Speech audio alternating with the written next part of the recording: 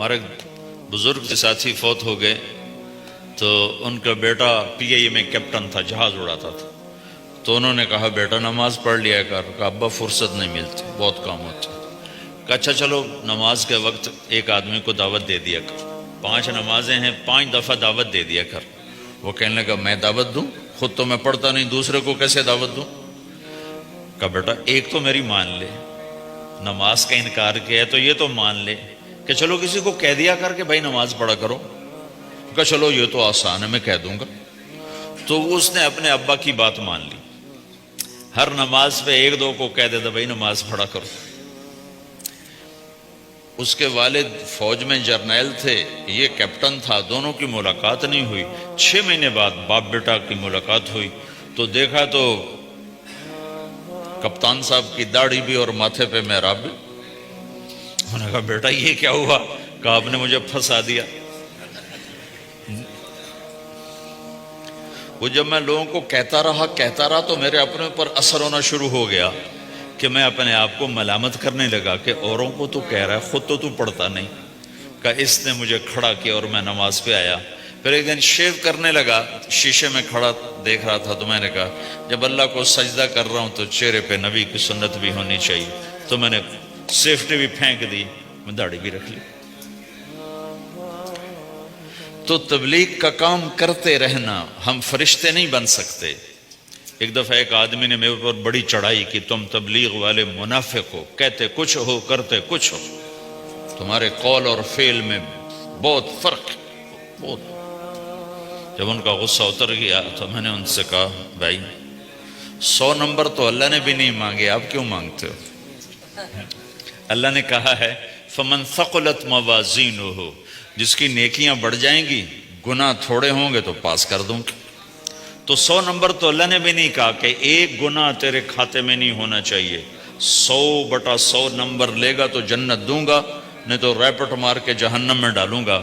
تو 100 نمبر تو اللہ بھی نہیں مانگتا. اسے پتا ہے میرا بندہ کمزور ہے، کبھی گناہ کرے گا کبھی نیکی کرے گا. تو وہ کہتا ہے جس کے پاس 51 نیکیاں ہوئیں اور 50 گناہ ہوئے تولوں گا تو 51 جھک جائیں گے نا، 50 معاف. مثال دے رہا ہوں. ہمارے علاقے میں ایک زمیندار تھے، وہ ذکر بھی بہت کرتے تھے، گالیاں بھی بہت دیتے. ادھر سبحان اللہ تیرے فلانے، الحمدللہ کے ساتھ ایک پھکڑ تولتے تھے. ساری زندگی وہ ایسا ہی کرتے رہے. جب وہ فوت ہو گئے تو کسی نے ان کو دیکھا تو انہوں نے پوچھا کہ میاں صاحب آپ کے ساتھ کیا ہوا؟ آپ تو گالیاں بہت دیتے تھے. خود ہی انہیں پوچھ رہے آپ تو گالیاں بہت دیتے تھے تو آپ کے ساتھ کیا ہوا؟ کہ اللہ تعالیٰ نے میرے ذکر اور میری گالیوں کو تولا تو میرا ذکر بڑھ گیا تو میری بخشش ہو گئی. اللہ نے بھی کاؤنٹنگ رکھی ہے، پرفیکشن مانگی نہیں. اگر اللہ پرفیکشن مانگتا تو پھر آپ کہتے تم کرتے کچھ ہو کہتے کچھ ہو. اگر میں کہتا صحیح ہوں تو ایک نیکی تو کر رہا ہوں، اور کرتا نہیں ہوں تو ایک گناہ کر رہا ہوں. کیا پتا میرا رب میرے کہنے کے طفیل میرے نہ کرنے کو معاف کر دے. بس ایک صورت میں ہے کام خطرناک کہ اگر میں اس کہنے سننے کو اپنی دنیا بنانے کا ذریعہ بنا لوں پھر خطرناک ہے. تأمرون الناس بالبر وتنسون انفسکم وانتم تتلون الکتاب، وہ یہ آیت ہے. لیکن اگر میرے اندر اخلاص ہے تو پھر میں انسان ہوں، کبھی اچھا کروں گا کبھی برا کروں گا، لیکن میرے ذمہ صدا لگانا ہے. تو بھائیو اس تبلیغ کے کام کو کرتے رہنا. اس سے ایمان بنتا ہے، ایمان سے دین وجود میں آتا ہے. دین کے 2 حصے ہیں، ایک عبادات ہے جس میں نماز سب سے اہم ہے. پھیری پہ ہو گھر پہ ہو نماز نہ چھوڑو. رمضان کے روزے ہیں، اللہ پھر رزق زیادہ دے دے، حج کرو زکوٰۃ دو. لیکن عبادات بڑی محدود ہیں اور اس میں کثرت اللہ نے مطالبہ بھی نہیں کیا، بلکہ اللہ تعالیٰ نے اس میں اعتدال ہی کو پسند فرمایا ہے. اللہ تعالیٰ نے ہمارے نبی لمبی نمازیں پڑھتے تھے تو اللہ تعالیٰ نے روک دیا کہ ما انزلنا علیک القرآن لتشقی، میرے نبی میں نے تمہیں قرآن اس لیے نہیں دیا کہ کہ تو لمبی لمبی نمازیں پڑھ کے تھکتا رہے، درمیان نہ چل، درمیان نہ چل۔ اللہ کے نبی نے تبلیغ میں زیادہ زور دکھایا تو اللہ نے اس پر بھی کہا فَلَا تَذْهَبْ نَفْسُكَ عَلَيْهِمْ حَسَرَاتٍ، اتنا غم نہ کیا کر کے تو خود ہی ہلاک ہو جائے، مت نہیں، ایسا نہ کر۔ تو عبادات محدود ہیں اور اس میں اعتدال مطلوب ہے۔ سارا دن مصلی پہ بیٹھنا یہ اللہ نہیں دیکھنا چاہتا، اللہ یہ دیکھنا چاہتا ہے کہ تو باہر جا تاکہ میں دیکھوں کہ اب تو کیا کرتا ہے۔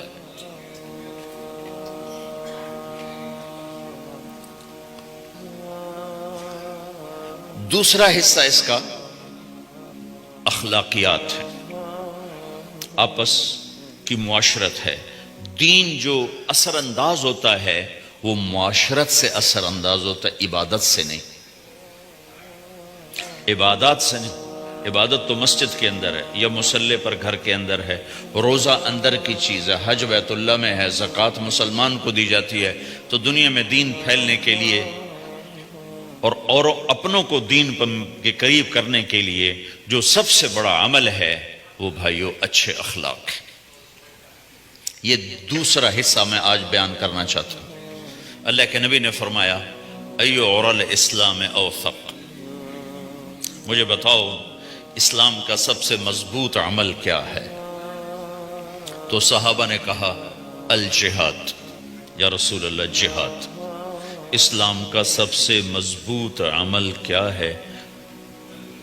صحابہ نے کہا جہاد۔ تو آپ نے کہا وحسن وما هو به، ہاں ہاں جہاد بہت اچھا عمل ہے لیکن سب سے بڑا عمل نہیں ہے، سب سے مضبوط عمل نہیں ہے۔ ان کا جی الصلاۃ، نماز۔ تو ہم نے کہا ہاں وحسنۃ وما هي بها، نماز بھی بہت اچھی چیز ہے لیکن وہ نہیں جو میں پوچھ رہا ہوں، سب سے اعلیٰ، سب سے اوپر، سب سے مضبوط نہیں۔ پھر انہوں نے کہا جی الحج، حج۔ تو آپ نے کہا حج بھی بہت اچھا عمل ہے لیکن وہ نہیں جو میں نے پوچھا ہے۔ پھر صحابہ نے کہا جی روزہ، آپ کا روزہ بھی بہت اچھا ہے لیکن وہ نہیں جو میں نے پوچھا ہے۔ تو پھر صحابہ نے کہا یا رسول اللہ پھر آپ ہی بتائیں، ہمیں تو نہیں پتا۔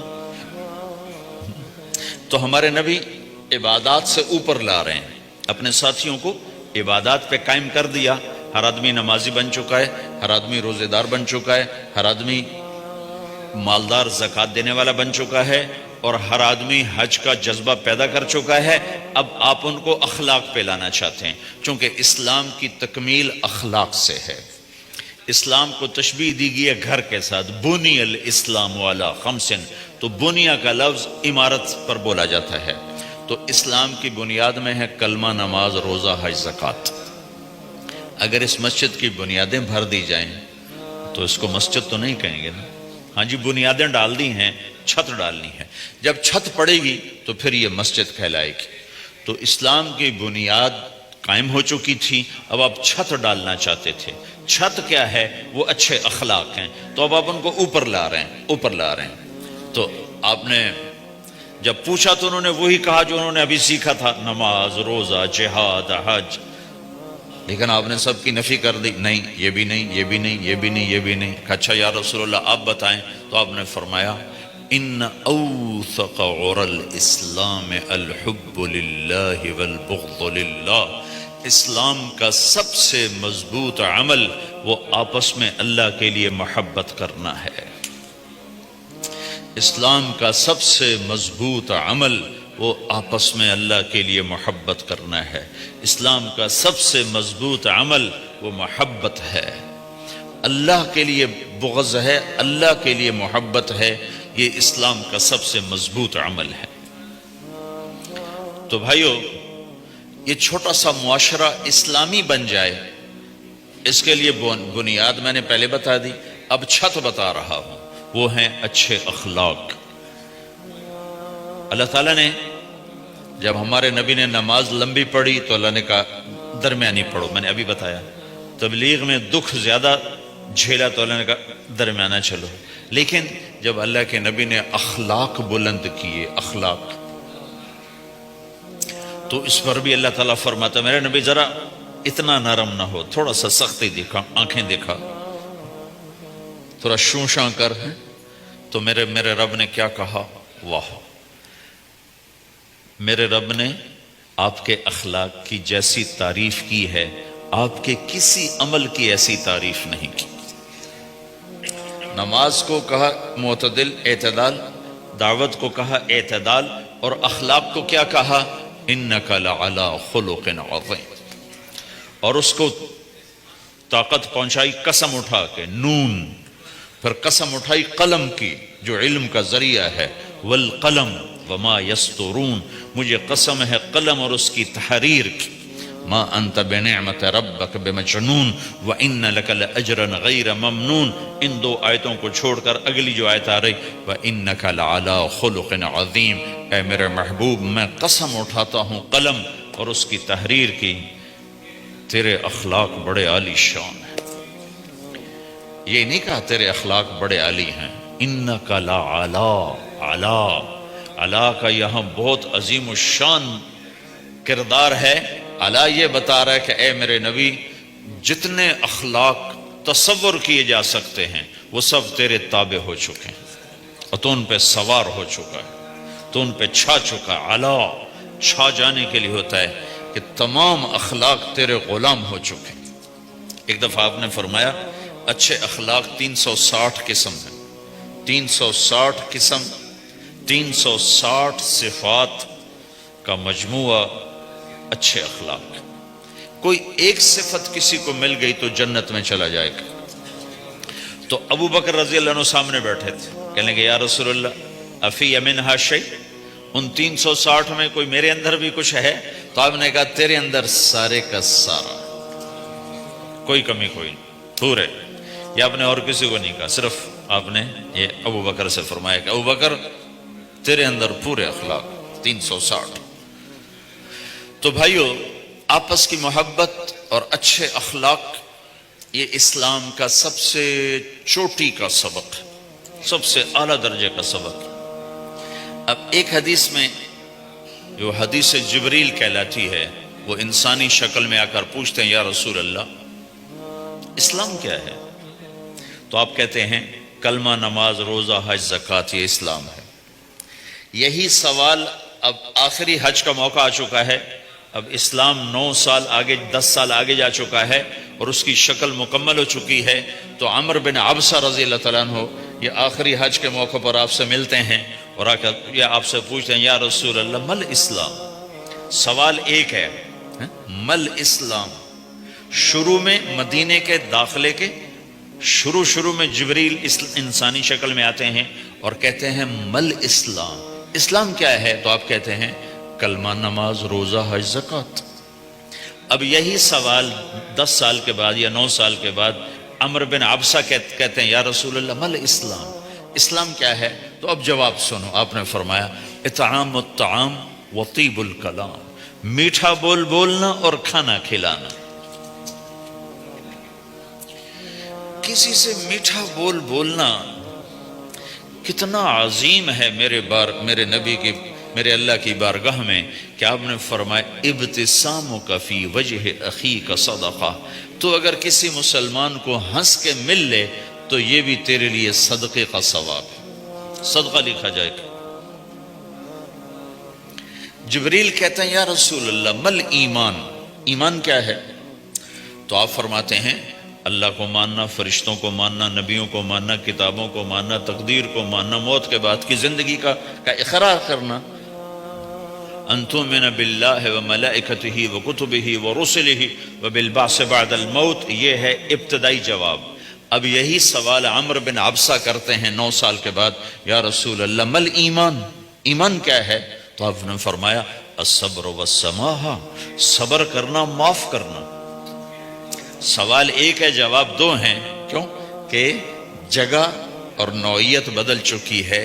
ابتدائے اسلام ہے تو عبادات بتائی جا رہی ہیں، انتہائی اسلام ہے تو اخلاق بتائے جا رہے ہیں کہ اے عمر، ایمان کیا ہے؟ صبر کرنا، معاف کرنا، صبر کرنا، معاف کرنا۔